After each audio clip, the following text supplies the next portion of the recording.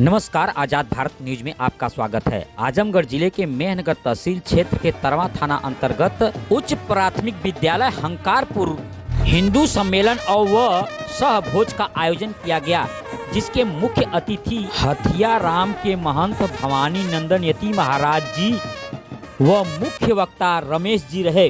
वक्ताओं ने हिंदू सम्मेलन में अपने अपने विचार रखे। स्थानीय लोगों ने आए हुए अतिथियों का फूल मालाओं से स्वागत किया। कार्यक्रम के अंत में सहभोज का आयोजन किया गया। इस कार्यक्रम का संचालन डॉक्टर संतोष कुमार सिंह ने किया। इस अवसर पर तमाम सैकड़ों लोग उपस्थित रहे और यथाशीघ्र अपना कार्यक्रम प्रस्तुत करने का कष्ट करें।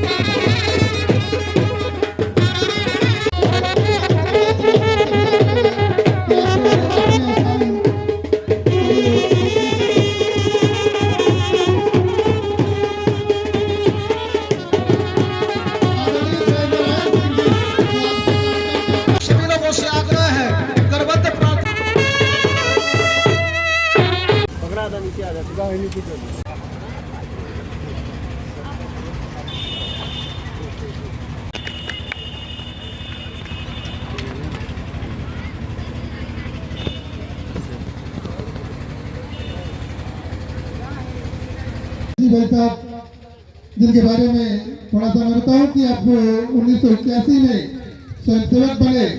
1980 के लिए सबसे सुखद है कि भाई साहब का प्रचारक जीवन यही आजमगढ़ नगर से शुरू हुआ है। आप इसके पूर्व में अवध प्रांत के आस्था रखते ही हैं। सुनकर आश्चर्य होता है कि जो व्यक्ति नास्तिक है, जो कभी ईश्वर के समक्ष खड़ा होकर धूप बत्ती भी नहीं दिखाया है, वह व्यक्ति जब कहता है कि जब परम पूज्य गुरु जी हमारे समक्ष आए तो मुझे लगा कि साक्षात ईश्वर हमारे समक्ष आ गए हैं। यह उदाहरण मैं बताना चाहूंगा स्वर्गीय चंद्रदीप सिंह बाबा, स्वर्गीय चंद्रदीप सिंह जो यहाँ स्वतंत्रता संग्राम सेनानी थे तरवा के, तो तरवा इंटर कॉलेज और डिग्री कॉलेज दोनों के प्रबंधक थे।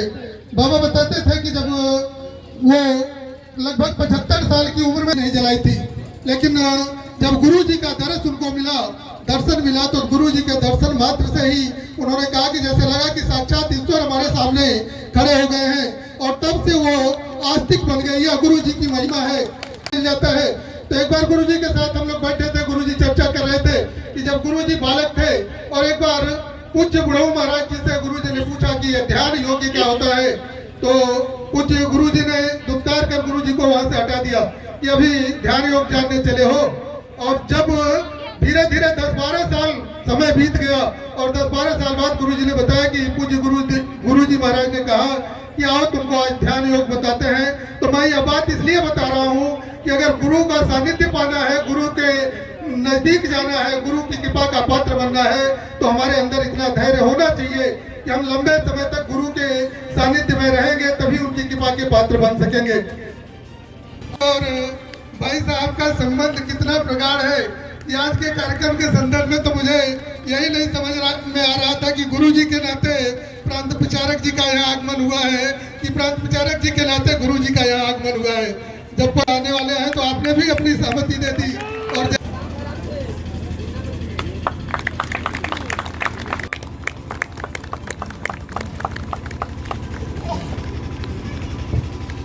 गुरु जी इस लेकिन कार्यक्रम की अपनी गरिमा है का कष्ट करेंगे कि आप आए और पुष्प गुच्छ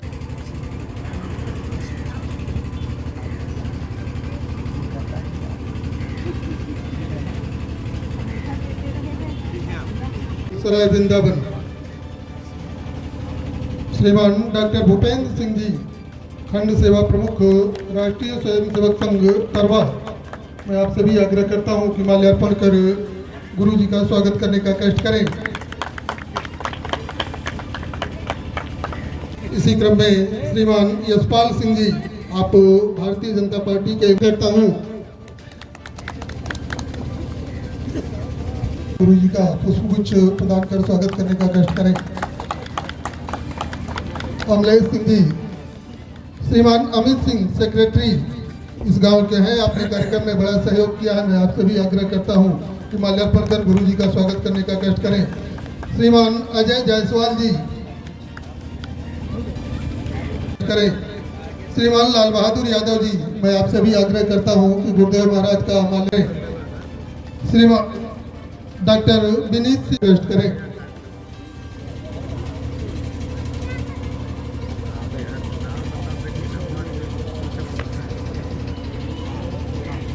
सिंह जी, मैं आपसे भी आग्रह करता हूं कि गुरु जी हम लोगों के बीच में उपस्थित हैं, तो हर व्यक्ति की ऐसी आकांक्षा कामना होगी कि वह माल्यार्पण कर गुरु जी का स्वागत करे, लेकिन ऐसा संभव नहीं है। मैं एक बार सबसे क्षमा चाहते हुए माल्यार्पण की कड़ी को यही रोकना चाहूंगा।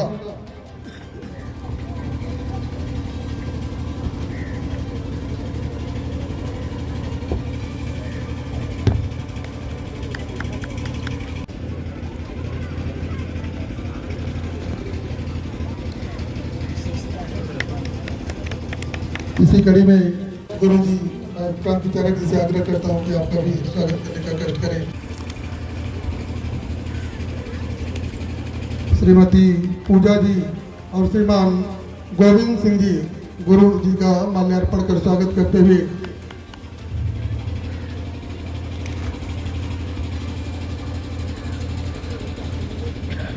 जानते हैं कि गुरु जी भी इस समय रामहित के कार्यक्रम के नाते प्रवास चल रहा है, आपके समय की भी मंच से नीचे होने का कष्ट करें। अब मैं पूज्य पीठाधीश्वर परम पूज्य गुरुदेव भगवान, मैं आपके श्री चरणों को साष्टांग दंडवत करता हूं। सनातन पीठ के धर्म ध्वजा वाहक परम पूज्य श्री गुरुदेव भगवान सिद्धपीठ हथियाराम पूज्य पीठाधीश्वर का परम सानिध्य हम सबको मिल रहा है। यह हम सबके जीवन का सौभाग्य है। आज इस गांव के लोगों का जितना सौभाग्य है, मैं परम सौभाग्य गोरक्ष प्रांत की इस पवित्र धरती को मानता हूं। ऐसे सिद्ध संत को पाकर हम सभी लोग आह्लादित हैं। हमने देश भर में बहुत आश्रम सुने हैं, प्रत्यक्ष देखे भी हैं, जहां पर देवताओं के प्रति, देवियों के प्रति भाव प्रकट करने का ही प्रेरणा मिलती है।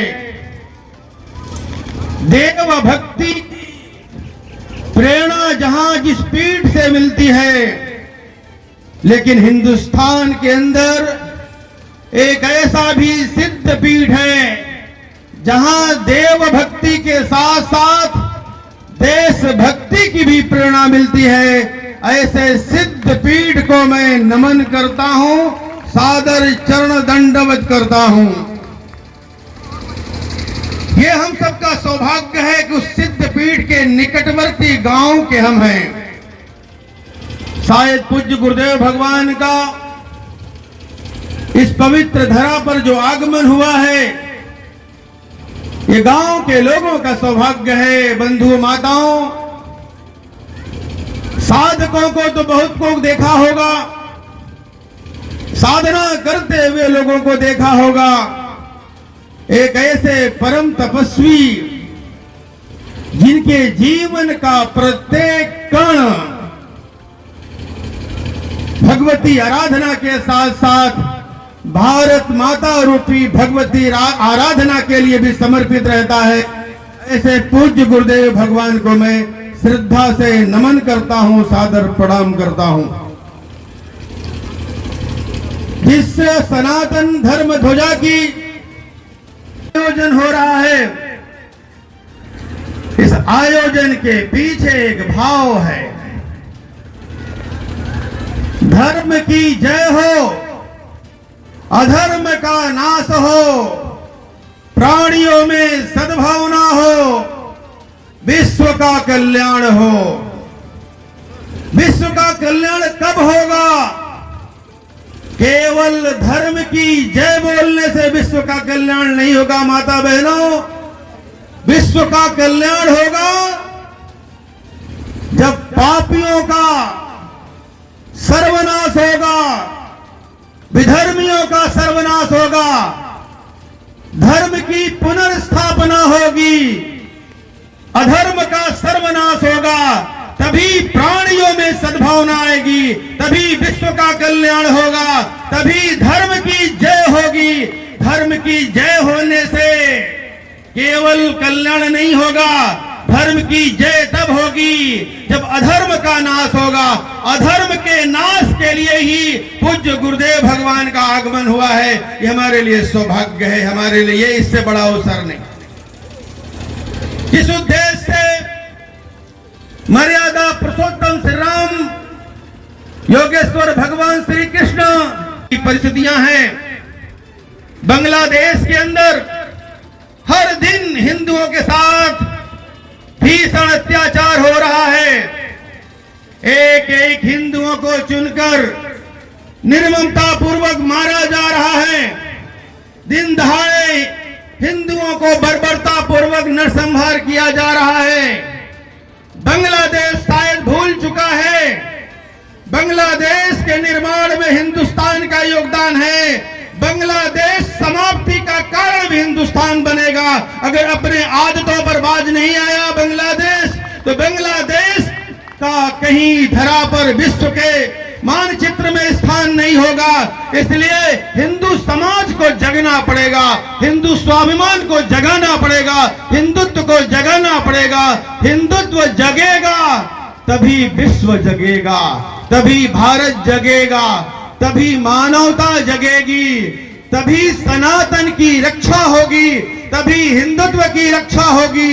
हिंदू समाज को जगाना, हिंदुत्व को जगाना आज परम आवश्यक है। तो 6 दिसंबर 1992 को संपूर्ण दुनिया ने, संपूर्ण ब्रह्मांड ने देखा हिंदू समाज का आक्रोश क्या होता है। 465 साल का वह कलंकी ढांचा जो हिंदू समाज को चिढ़ाने का काम करता था, हिंदू समाज का जनाक्रोश जब फूटा तो 6 दिसंबर 1992 में अयोध्या में तथा कथित बाबरी ढांचा विध्वंस हुआ।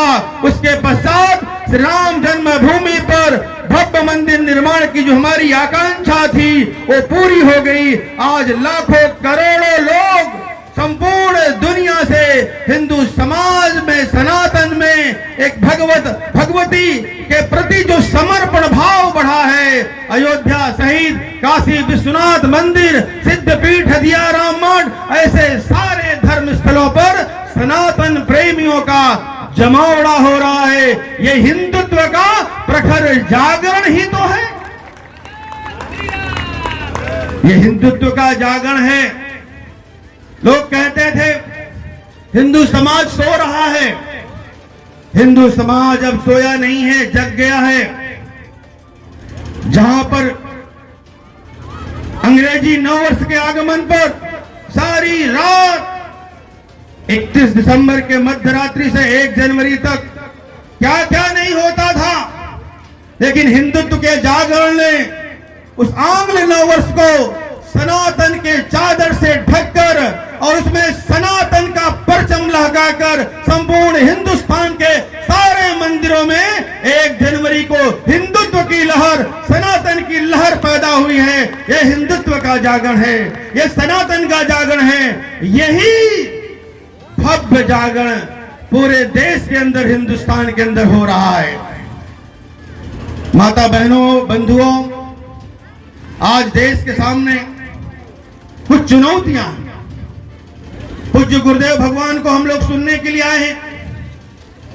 मुझे जब से ये पता चला कि पूज्य महाराज जी का आगमन होने जा रहा है, मैं एक एक क्षण आज के दिनांक की प्रतीक्षा कर रहा था कि जल्दी यह तिथि आए, मुझे भी सौभाग्य मिले, मुझे भी अवसर मिले। मैं तो पूज्य भगवान जी को सुनने के लिए, उनके दर्शन करने के लिए आया हूं, लेकिन पूज्य महाराज जी का आदेश हुआ तब मैं बोलने का सामर्थ्य जुटा पाया हूं। मुझे बोलने की शक्ति भी पूज्य गुरुदेव महाराज जी से ही मिली है। मुझे एक एक शब्द भी पूज्य महाराज जी से ही, उसी आपकी साधना से ही मुझे शब्द मिलते हैं। ये मैं पूज्य गुरुदेव के चरणों की कृपा मानता हूं, उनका आशीर्वाद मानता हूं कि मुझे जो शक्ति मिली है ये पूज्य गुरुदेव की कृपा से मिली, उनके सानिध्य से मिली, उनके आशीर्वाद से मिली। देश के अंदर जो परिस्थितियां, जो चुनौतियां हैं, उसका समाधान एक ही है, हिंदुत्व का जागरण, हिंदू समाज का संगठन। हिंदू समाज संगठित होगा, हिंदू समाज जागृत होगा, सभी समस्याओं से हिंदू समाज बाहर निकलेगा। आज जब सनातन की चर्चा हो रही है, सनातन जो चिर पुरातन है वो सनातन है। सनातन को शब्दों में नहीं बांधा जा सकता, सनातन को सीमाओं में नहीं बांधा जा सकता। सनातन का ना तो आदि है ना अंत है, वही सनातन है। सनातन वो है जो सबको स्वीकार करता है, सनातन वो है जो सब में घुल मिल जाता है। सनातन एक संस्कार है, सनातन एक जीवन शैली है, एक जीवन पद्धति है। सनातन केवल धर्म नहीं, केवल पूजा पद्धति नहीं, जीवन जीने की एक कला है, जीवन जीने की एक शैली है और जीवन जीने की एक प्रेरणा है सनातन। इसलिए हम गौरव के साथ कह सकते हैं और हम गौरवशाली हैं और गौरव की अनुभूति करते हैं कि हम सनातनी हैं और सनातनी होने का हमें गौरव प्राप्त है। इसलिए प्रत्येक सनातनियों को इस बात की अनुभूति और इस बात की गौरव होनी चाहिए, हम सनातनी हैं और गर्व से कहें हम सनातनी हैं, गर्व से कहो हम हिंदू हैं, इस प्रकार की अनुभूति होनी चाहिए। माता बहनों, बंधुओं, हिंदुस्तान के अंदर या संपूर्ण ब्रह्मांड के अंदर जब धर्म की चर्चा होती है तो शास्त्र तो यही बताते हैं, पूज्य संत, पूज्य ग्रंथ, पूज्य महंत सब यही बताते हैं कि धर्म तो एक ही है जो सनातन है, हिंदू धर्म ही है। बाकी सब पद्धतियां ये पूजा पद्धतियां हैं, पंथ है, संप्रदाय है।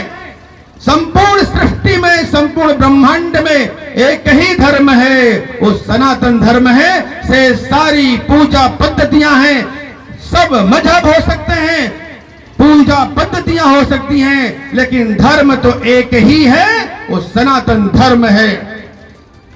हम सभी सनातनी यह भी गर्व के साथ कहते हैं, कभी सनातन ने किसी पर आघात नहीं पहुंचाया, कभी किसी पर चोट नहीं पहुंचाया, कभी किसी के मन को नहीं दुखाया, किसी को पीड़ा नहीं पहुंचाया। सनातन का मतलब ही है सर्वे भवन्तु सुखिनो, सर्वे सन्तु निरामया, सर्वे भद्राणि पश्यन्तु मा कश्चित् दुर्भाग् भवेत्। सनातन ही कहता है वसुधैव कुटुम्बकम, सनातन ही संपूर्ण विश्व को अपना परिवार मानता है। से सारे विचारों के लोग संपूर्ण विश्व को बाजार मानते, केवल सनातन ही है जो वसुधा को परिवार मानता है। ये हमारी विशेषता है, ये हमारी परंपरा है, यही हमारा संस्कार है, यही हमारी जीवन शैली है। इसलिए सनातन अद्भुत है, अभेद्य है, इसको कोई मिटा नहीं सकता, कोई इसका अंत नहीं कर सकता। जब इसका कोई प्रारंभ करने वाला ही नहीं है तो इसको अंत कौन करेगा? 4000 साल पहले यहूदियों का आगमन हुआ, 3000 साल पहले इस्लाम प्रारंभ हुआ, 2500 साल पहले ईसाईयत प्रारंभ हुआ, लेकिन कोई ये नहीं कह सकता सनातन कब प्रारंभ हुआ। लेकिन विद्वान कहते, ऋषि परंपरा कहती है सृष्टि की उत्पत्ति के साथ सनातन की उत्पत्ति हुई है। इसलिए हम आदि हैं, अनंत हैं, यही सृष्टि का विधान है, यही सनातन है, यही सनातन की श्रेष्ठ परंपरा है। पूज्य संतों की अगुवाई में, पूज्य महंत के मार्गदर्शन में सनातन के धर्म ध्वजा के तले संपूर्ण समाज आगे बढ़ता है, पूरा देश आगे बढ़ता है। विश्व का नेतृत्व सनातन करता है। जगत गुरु और विश्व गुरु के रूप में भारत को मान्यता मिली पूज्य संतों के आशीर्वाद से, पूज्य संतों के कृपा से, पूज्य संतों के साधना से। भारत विश्व गुरु रहा, जगत गुरु रहा, संपूर्ण दुनिया का पथ प्रदर्शक रहा। पूज्य संतों के प्रयत्नों से, परिश्रम से, आशीर्वाद से ये भारत त्याग भूमि है, भोग भूमि नहीं है, ये आध्यात्मिक भूमि है। और भारत हिंदू राष्ट्र है, हिंदू राष्ट्र है। और हिंदुस्तान के अंदर जो भी जन्मता है, जो भी जन्म लेता है, वह हिंदू होता है।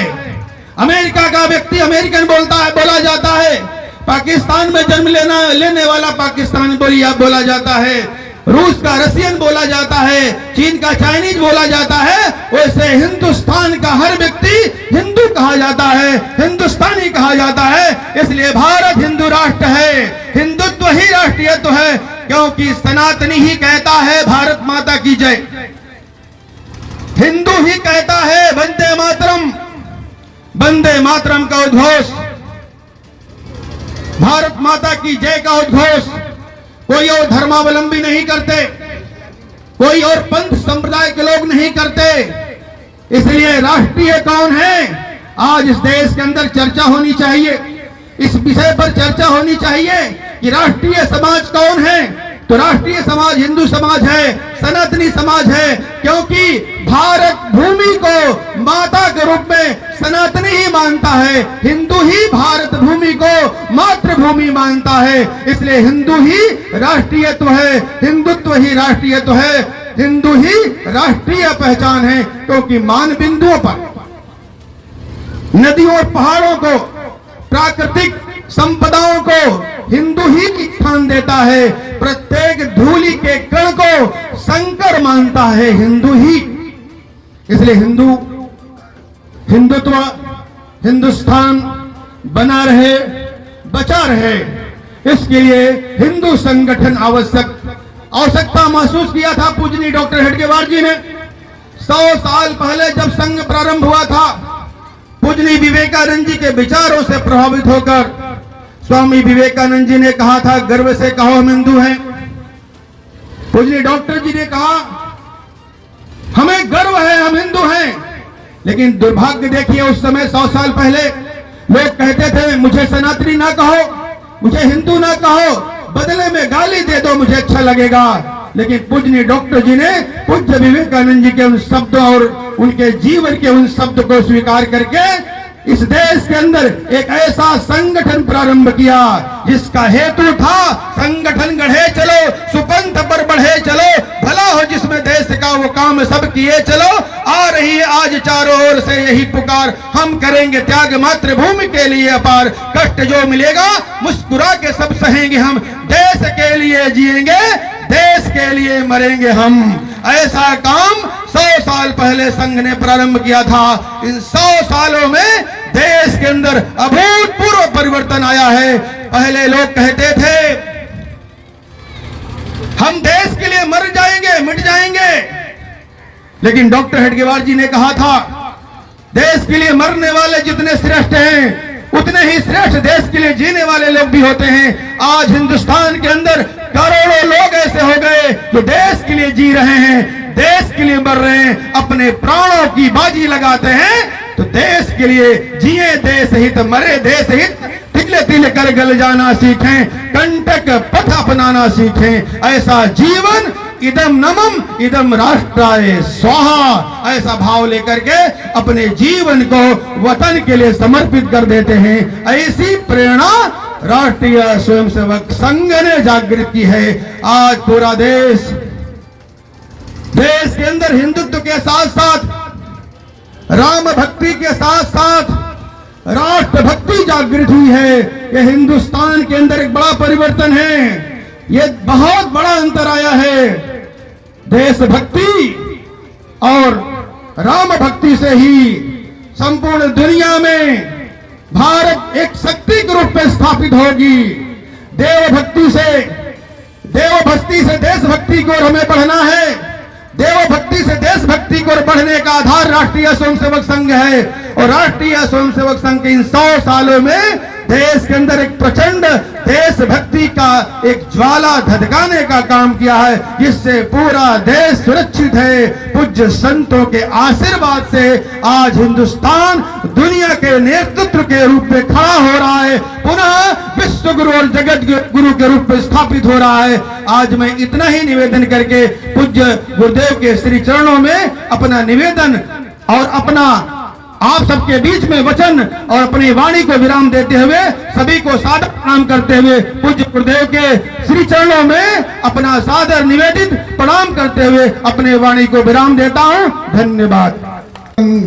का प्रचारक कहें तो तन समर्पित, मन समर्पित और यह जीवन समर्पित, चाहता हूँ मातृभू तुझको मैं कुछ और दूं, इस भाव से काम करता है।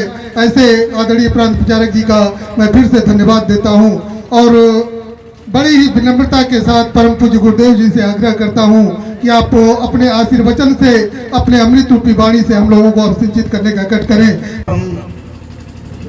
तीर्थास्पदम शिवविरंचिनुतम शरण्यम प्रत्यार्तिहं प्रणतपाल भवाब्धिपोतम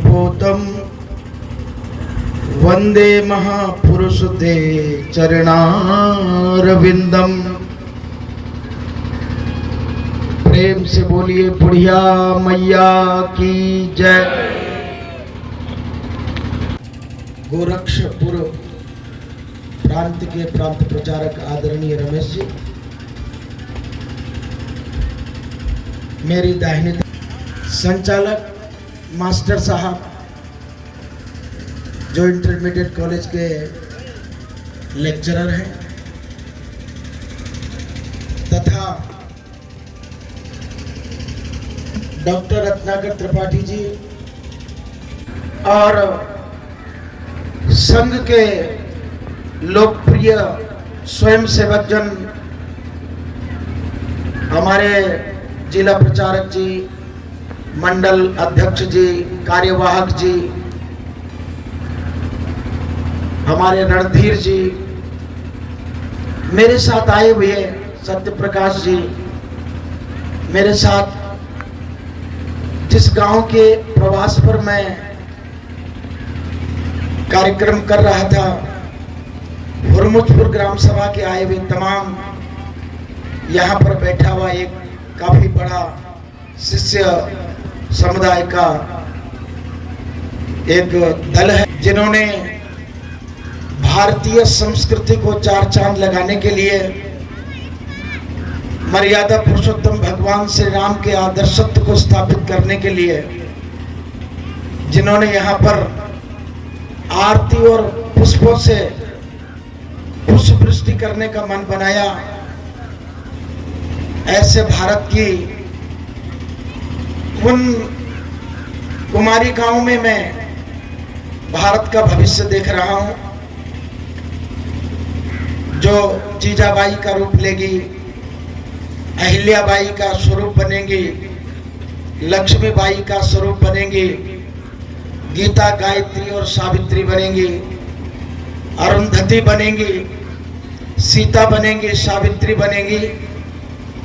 ऐसी बेटियों के लिए भी मैं शुभकामनाएं प्रेषित करता हूं। जिस प्रांगण में कार्यक्रम हो रहा है, ऐसे सुधीजन का, जो इसके प्रबंधक होंगे, चेयरमैन होंगे, उन शिक्षक समुदाय का, विद्यार्थियों का और सभी सेवकों का भी धन्यवाद करता हूं। ये संपूर्ण क्षेत्र जो बड़ा ही खूबसूरत है, जहां पर कृषि लहलहा रही है, जहां के खेतों से पूछने पर जय हिंदुस्तान करते हैं, जिन गांव की तरफ आंख उठाइए तो वहां से जय श्री राम की आवाज आती है, ऐसा इस मुल्क का मैं साधुवाद करने आया हूं। सिद्धपीठ का प्रतिनिधित्व करते हुए अपने ग्रामीण अंचलों के कार्यक्रमों से संघ की सेवा में और राष्ट्र निर्माण में लगे हुए स्वयं सेवकों के उत्साहवर्धन के लिए मैं यहाँ इस मंच पर आकर के ऐसा महसूस कर रहा हूँ जैसे लगता है कि आज हम आजाद भारत के लोग आजादी से हिंदुस्तान का स्वाधीनता दिवस मना रहे हैं। उपस्थित सज्जनों, वास्तव में इस मंच के प्राण तो हमारे प्रांत प्रचारक जी ही हैं। जो भी इस वक्त विराट हिंदू धर्म सम्मेलन भारत में आयोजित हो रहे हैं, उन कार्यक्रमों के प्राण मुख्य वक्ता ही होते हैं।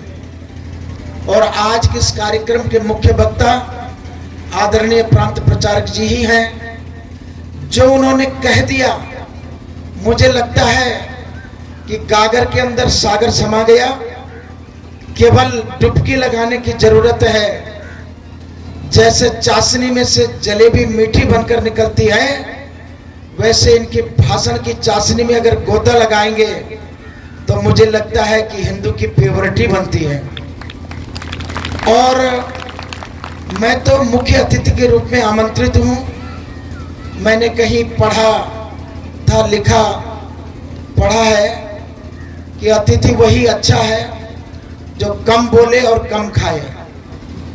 तो मैं खाता तो ऐसे ही कम हूं, बल्कि मैंने एक मंच पर कह दिया था कि मैंने 29 साल से अभी तक भोजन नहीं किया। तो लोगों को आश्चर्य होता है। सामने दो माताएं बैठी थी, आपस में दोनों में डिबेट चल रहा था। एक से कह रही थी कि जल्लू बहनी का कहलन बाबा जी, ये 29 साल से भोजन न कैले हो। दूसरी कहे कहे का बात हो, कहे 29 साल से जे भोजन न कैले हो, इतना मोटाइल कैसे हो। तो ये समाज है, इसकी अपनी दृष्टि है और अपने विचारों की स्वतंत्रता है। मगर इतना भी विचारों की स्वतंत्रता अच्छी बात नहीं है कि आप दूसरे धर्म की तरफ झांक लें, अपने धर्म में सुख न देख करके दूसरे के धर्म में सुख की अनुभूति करने की चेष्टा कर लें। हमारे गीता में कृष्ण भगवान ने कहा, स्वधर्मे निधन श्रेय पर धर्मो भयावह। अपने धर्म में मर जाना ही अच्छा है, दूसरे के धर्म की तरफ झांकने से बेहतर होगा अपने देश में और अपने धर्म में मर जाइए, उसमें मुक्ति मिलेगी। मैं बहुत बोलने नहीं आया हूं, हालांकि बोलने में कमजोर भी नहीं है, मगर संघ वह ताकत है जो समय का उपासक है, समय की सुई के साथ काम करता है। हमारे आदरणीय प्रांत प्रचारक जी समय से यहाँ पर आ गए थे, बस इतनी आस्था संतों के प्रति मैंने या तो इन प्रांत प्रचारक जी में देखा या फिर संघ के मुखिया आदरणीय भागवत जी में देखा, जो संतों को देखकर झुकना सीखते हैं। मेरा विश्वास है ऐसा ही प्रांत प्रचारक अखंड भारत का सपना भी देख सकता है, और सपना ही नहीं बल्कि वो भारत को अखंड बनाने का प्रयत्न भी कर सकता है। कितनी पीड़ा है प्रांत प्रचारक जी के हृदय में। उन्होंने भारत के लोगों की पीड़ा को समझने के लिए कितना चिंतन किया होगा, जो कह बैठे कि बांग्लादेश अगर अगले हिंदू पर तुमने आक्रामक रवैया अपनाने का काम किया तो नक्शे से मिटाने का काम प्रांत प्रचारक जी जैसे लोग कर डालेंगे। यानी मैं तो आज भी कहता हूं कि हमें समझना होगा, हमें सुधरना होगा। आजादी का मतलब क्या है ये ठीक से चिंतन करना होगा। 78 साल पहले सन 1947 में जो भारत को आजादी मिली थी और धर्म मजहब के नाम पर जो बंटवारा मिला था, पहले तो हमारे जैसे साधु उस वक्त होते तो भारत का बंटवारा अपनी गर्दन को कटने के बाद ही होने देते, क्योंकि भारत का बंटवारा हमें आज भी मंजूर नहीं है और हम इस बंटवारे को बंटवारा नहीं मानते, क्योंकि अभी भी हम पाकिस्तान के उस भाग को जो सिंध तक है उसको आज भी हिंदुस्तान मानते हैं। तभी तो बड़े गौरव और गर्व के साथ हम लोग गाते हैं, जनगण मन अधिनायक जय हे भारत भाग्य विधाता, पंजाब सिंध गुजरात मराठा द्राविड़ उत्कल बंगा। आज भी सिंध को अपने राष्ट्रगान में जोड़ करके हम गाते हैं, इसलिए कि हम इंतजार के, हम प्रतीक्षा करने वाले लोग हैं। हम परीक्षा नहीं, हम प्रतीक्षा करने वाले लोग हैं। हम समीक्षा नहीं, हम प्रतीक्षा करने वाले लोग हैं। हम धीर हैं और वीर हैं। हम आज भी यह इंतजार में हैं कि वापस इस राष्ट्रगान में गाया जाने वाला सिंध फिर भारत से वापस जुड़ेगा, वो बंग फिर वापस भारत से जुड़ेगा। ऐसा सपना हम लोग रोज देखते हैं। हम अपने राम के सपने देखते हैं। हम तो राम को ही राष्ट्र मानते हैं। हम भारत की आन बान और शान अपने श्री राम को मानते हैं। हम तो आज भी जय श्री राम का उद्घोष करते हैं।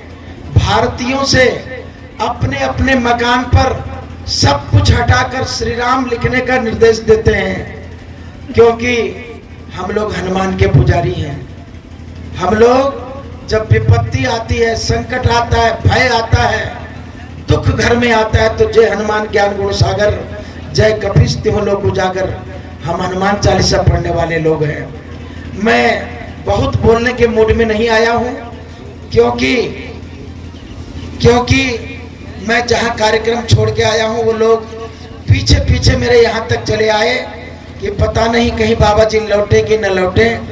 वो मुझे यहां से लेने आए हैं, और हमारे अध्यक्ष जी जो बैठे हुए हैं बाजू में, उनको ये अध्यक्षता ऐसे ही नहीं दी गई होगी। कहीं न कहीं उनमें भारत माता को, भारत माता की आजादी का, भारत माता की अखंडता का और अखंड हिंदू राष्ट्र का सपना होगा। तभी तो संघ ने उन्हें यह कुर्सी देकर सम्मान देने का काम किया है। मैं संघ के संदर्भ में कहना चाहूंगा, भारत का वह संगठन है जो भारतीयों को जोड़ने का काम कर रहा है, जो धर्म के प्रचार प्रसार के काम में और भारत माता के जो स्वाधीनता के काम में लगा हुआ है, हिंदू संस्कृति और सभ्यता को पुनर्स्थापन के काम में लगा हुआ है।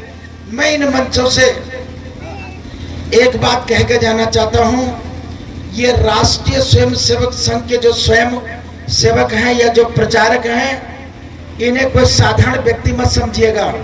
ये हमारे ही जैसे संत हैं। आदरणीय रमेश जी ने 40 वर्ष पहले अपना घर छोड़ दिया था, अपना परिवार, अपनी माता पिता छोड़ दी थी। याद रखिएगा, घर परिवार और अपना गांव छोड़ने वाला व्यक्ति किसी राम जी से कम नहीं है। मैं कहा करता हूं आसमान में सूरज दिन भर तपता रहा, मगर शाम ढलने के लिए जननी छोड़ी, जन्मभूमि छोड़ी राम ने, राम बनने के लिए। मैं प्रांत प्रचारक जी आदरणीय रमेश जी से कहना चाहता हूं कि आदरणीय रमेश जी ने भी अपना घर छोड़ा होगा। लोग पूछते होंगे आदरणीय जी गांव क्यों छोड़ा, माँ बाप क्यों छोड़े, तो ये श्रीमान जी कहते होंगे राम के पग चिन्हों पर चलने के लिए, हिंदुस्तान को अखंड करने के लिए, राम राज्य लाने के लिए और निष्काम करने के लिए मैंने घर द्वार छोड़ा होगा। मैं एक छोटा सा उदाहरण देकर विश्राम लूंगा, क्योंकि अध्यक्ष जी भी हैं और समय की सीमाएं हैं और मैं मुख्य वक्ता नहीं हूं। मैं अभी गांव में राम जमात का कार्यक्रम चला रहा हूं, घर घर में राम नाम का उद्घोष करा रहा हूं, जो कि संघ की भाषा में प्रवास, महाप्रवास माना जाता है। मैं एक गांव में एक माता जी मेरा दर्शन करने आई, मेरा चरण स्पर्श की और मुझसे कही बाबा जी ये मेरा बेटा है, 18 वर्ष उम्र है, ये रात को सोते समय बहुत डरता है, बल्कि चिहुकता है रात को सोते समय। तब मैंने कहा चिंता मत करो, मैं अभी देखता हूं। मैंने उस नौजवान की तरफ देखा, 18 साल उम्र का वो नौजवान साथी, हट्टा कट्टा, चौड़ा सा सीना और सामने से सीने के 3 बटन भी उसके खुले हुए थे। मैंने उससे पूछा बेटा ये बताओ, जो 3 बटन सामने से खोले हो, ये ठंडी इस वक्त 14-13 तापमान चल रहा है और आपने सीने के बटन खोले हैं, आखिरकार ये कौन सी स्टाइल है? तब उसने कहा बाबा जी ये सलमान खान स्टाइल है, इसलिए मैंने सीने के बटन खोले हुए हैं। और आगे मैंने क्या देखा, उस बच्चे के गले में एक लॉकेट लटक रहा था जो कि सलमान खान का ही था। तब मैंने माँ से कहा चिंता मत करो, अब तो तुम्हारा बच्चा कभी चिंकेगा नहीं, कभी डरेगा नहीं और कभी घबराएगा नहीं। माँ ने मुझसे कहा बाबा जी कौन पूजा पाठ करेगे हुई? हम कहली कौनो पूजा पाठ नहीं, खाली सलमान खान का ये लॉकेट तोड़ करके कढ़ाई में फेंक दो, अपने आप तुम्हारा बच्चा ठीक हो जाएगा। बच्चे ने कहा गुरुजी ऐसा क्यों? मैंने कहा जिसको तुम अपना आदर्श बनाकर सीने में लटका कर चल रहे हो ना, ये आजकल ये बिस्मिल जो राजस्थान का रहने वाला है, वो लॉरेन बिश्नोई के डर से आजकल ये सलमान खान स्वयं ही रात में चिहुक रहा है। आजकल रात में ये खुद ही डर रहा है। तो तुम्हारे बच्चे ने ये लॉकेट गले में डाला, समझ लो इससे कोई बीमारी नहीं है। ये जिस दिन ये लॉकेट उतार कर फेंक देगा उस दिन इसकी बीमारी खत्म हो जाएगी। मैं भारत के नौजवानों से इस मंच के माध्यम से कहना चाहता हूं, मेरे युवा साथियों, तुम्हारी रक्षा सलमान नहीं, तुम्हारी रक्षा हनुमान करेगा। हनुमान, ये सलमान का लॉकेट फेंक करके हनुमान का लॉकेट धारण करो, तुम्हारा डर भय समाप्त हो जाएगा। ये हिंदुस्तान है, ये राम का राज्य है। राम राज्य बैठे त्रैलोका, हर्षित भयं गयो सब शोका, अल्प मृत्यु नहीं कबहु न पीरा, सब सुंदर सब निरुष शरीरा। यहाँ आंख में आंसू नहीं आएगा, अकाल मृत्यु अपमृत्यु डय भर, डर भय और व्याधि नहीं होगा, क्योंकि यहाँ राम का राज्य है और इस राम राज्य का प्रहरी हनुमान है। इसलिए यहाँ सलमान नहीं, यहाँ हनुमान की पहचान बनाइए और इसको हिंदुस्तान बनाइए। मैं शुभकामनाएं देता हूँ। आदरणीय प्रांत प्रचारक जी, अध्यक्ष जी को धन्यवाद करता हूँ। उन संयोजकों को, आयोजकों को बहुत बहुत साधुवाद करना चाहता हूँ। संचालक जी को और सभी यहाँ सामान्य और असामान्य गण नागरिक वृंदों को धन्यवाद करता हूँ। आपने मुझे सुना, इसके लिए बहुत बहुत साधुवाद। अध्यक्ष युवा मोर्चा भारतीय जनता पार्टी श्रीमान संदीप सिंह जी, मंडल अध्यक्ष भारतीय जनता पार्टी श्रीमान रोहन जी, श्रीमान डिम्पल जी, श्रीमान ब्रजेश सिंह जी, वरुण सिंह जी, साकेत सिंह जी, आपको भी प्राप्त हो सके।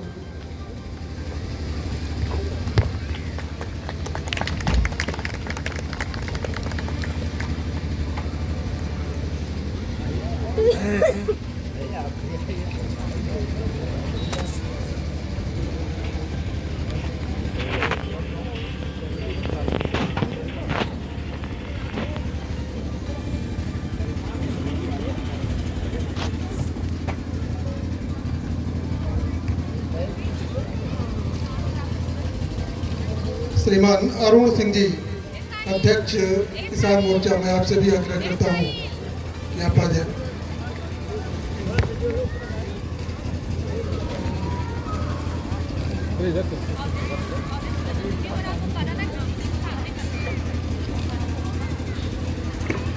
जो लोग भी आशीर्वाद प्राप्त कर लिए हैं वो मंच से नीचे चले जाएं।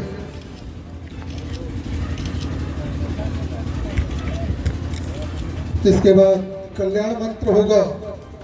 आप लोग अपने स्थान पर ही बैठे रहेंगे, स्थान पर ही प्रसाद स्थान को जाएंगे।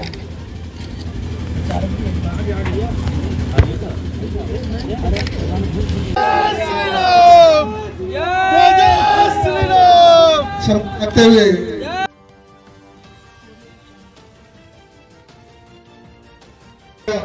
घरों में जाकर उठना बैठना पड़ेगा, खाना पीना पड़ेगा। तो सब माँ का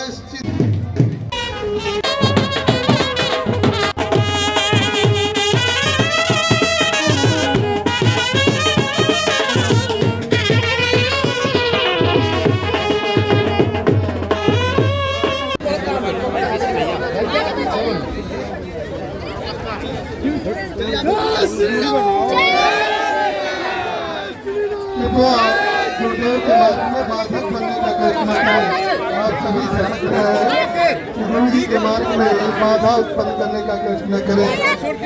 व्यवस्था से जुड़े हुए बंधुओं से आग्रह है कि जो लोग अपने स्थान पर बैठे हुए हैं वो प्रसाद वितरित करने का प्रयास करें।